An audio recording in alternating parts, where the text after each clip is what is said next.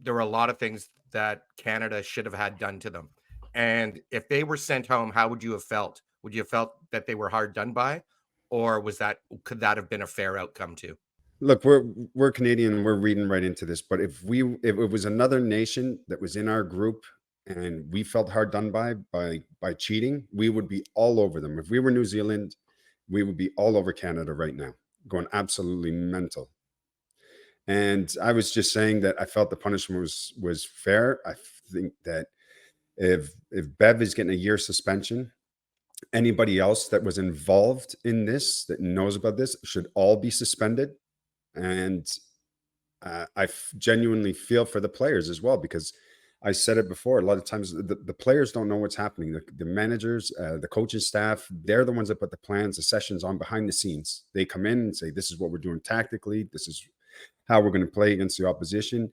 And as players, your job is just to go out there and do your job. So to send them home and punish the players that had nothing to do with this, that's not their role. That's not their jobs. Their job is to go execute whatever they've been asked for on the pitch. And I felt that would have been harsh if they sent the players home. And I understand where the players are coming from now. They're looking at it thinking, you know what? Fuck you, Bev, and everybody else that was involved that brought all this attention to us, that screwed this programming over because you're cheating. And tarnished our names. Yeah, and tarnish our names. And we're obviously guilty by association. But we're going to get out there and make a point now that we're not cheaters. We're good fucking people. We love this game, and we wear this crest on our chest with pride. And I hope they get the result, and I hope that they go as far as they can, and it'd be wonderful to see them win a medal. And yes, we do have a connection because we represented this country at various levels, but pissed off with the cheating and the sneakiness going on behind the scenes that's drawn all this attention to this organization. Just when you started to feel like we were heading in the right direction, taking one step forward, we end up taking another two back. And it was a kick in the nuts. After the Copa, there was a buzz. Everybody's getting behind the women now, trying to get another gold medal back to back. And then all of a sudden this shit happens because these fucking morons decide to cheat. No, we're pissed off. Don't feel guilty, just pissed off, just like everybody else is. The important factor here to me, though, is that it wasn't a player involved, right? It was coaching staff. The players still had to execute and go on the field and play a sport and win, right? Exactly. If a player had been found guilty of taking a steroid, say one player, let's not name names, one player got busted for that, would that result in tougher sanctions? They'd be sent home. I get that, but they're part of a team. The entire team would be sent home. They would be. Would they? Yes. Mm-hmm. Really? Is that actually mandated by IOC rule? I believe so.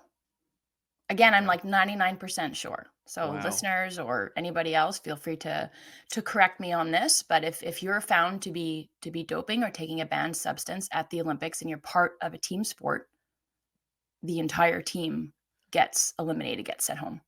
No, I mean, we just had that happen in track at the last either World Championship or Olympics, but it was Canada I think they moved up from third to second and for a silver medal because Great Britain had a guy on their team on the 4x1 team that was doping. So that entire medal got quashed and moved on. So I don't know, like I would love to say I'm 100% sure, like Dubs, but I think it's in that zone. I said 99%. Where I know I'll say 98.5.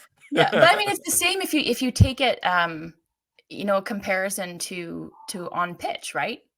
Like that's what I was going to add before when I spoke at the same time as you, Wonger, is Maya Ramirez, who, I mean, they've got so much threat on the attack, Colombia do, but Maya Ramirez is to me like the most dangerous player that they have. And she got a red card in that opening match versus France.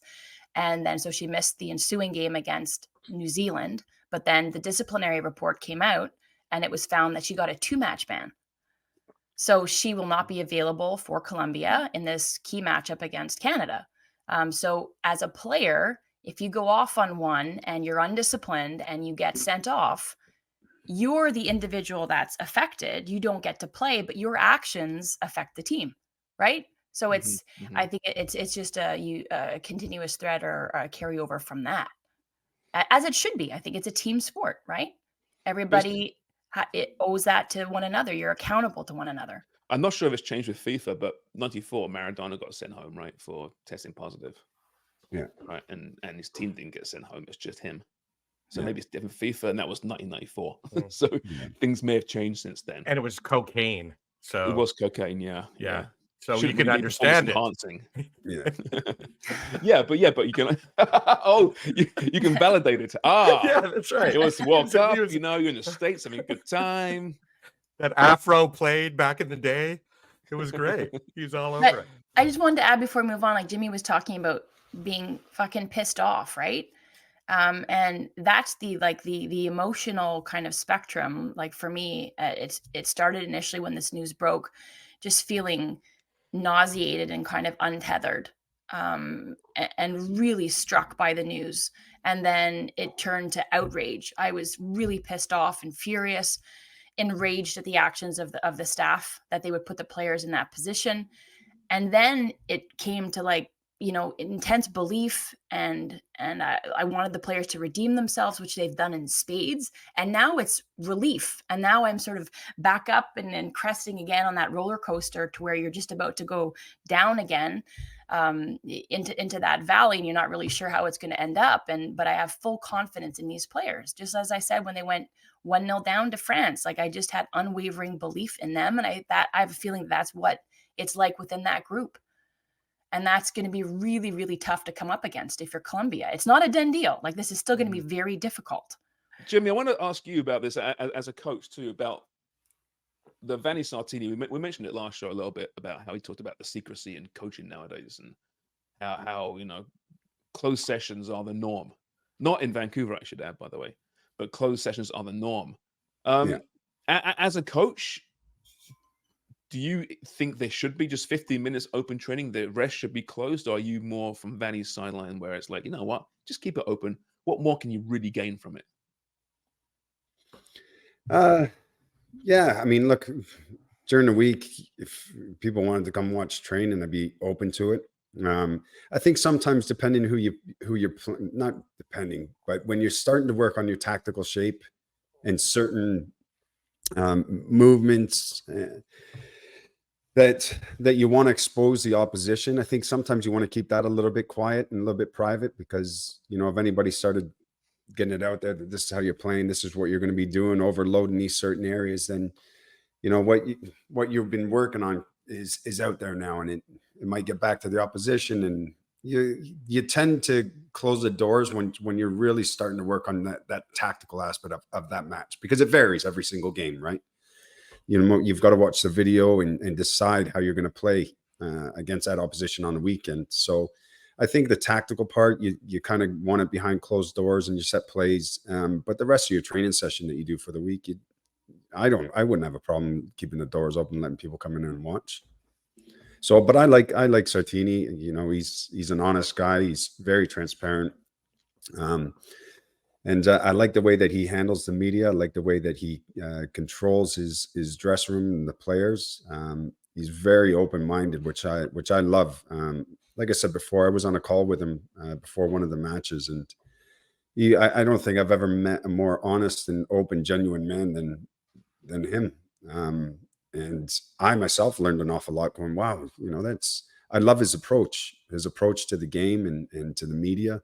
And I think a lot of people could learn off of him. If you just had one session with him with the media, it blew me away a little bit. I was so surprised. I've never seen a manager that was quite like him.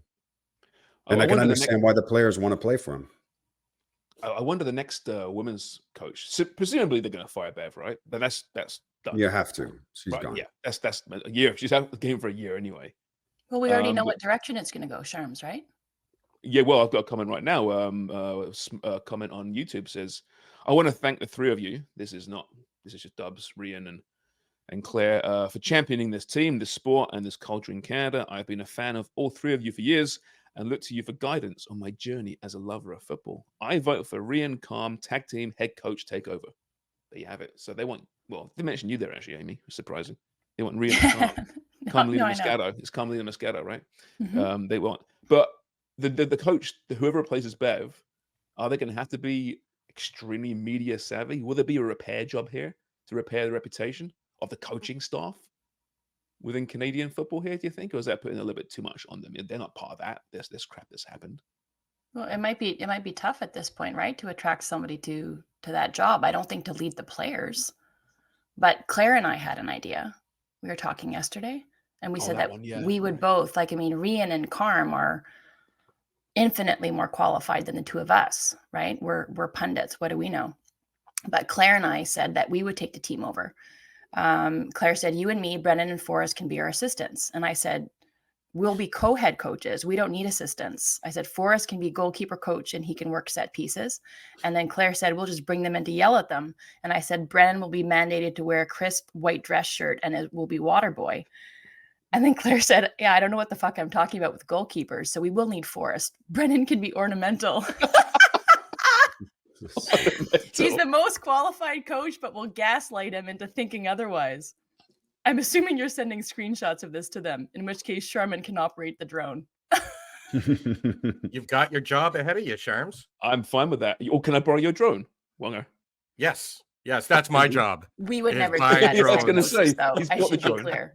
We wouldn't need you. We would need you to operate the drone for our own training, for tactical purposes, and for that's the only reason, media. right?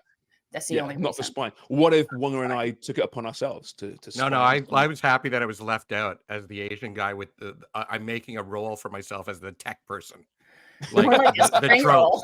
The trope. I'm like, oh yeah, he's good at tech. So you're the guy that says, have you restarted it? Yes, we've restarted it. It's still not working. Unplug it.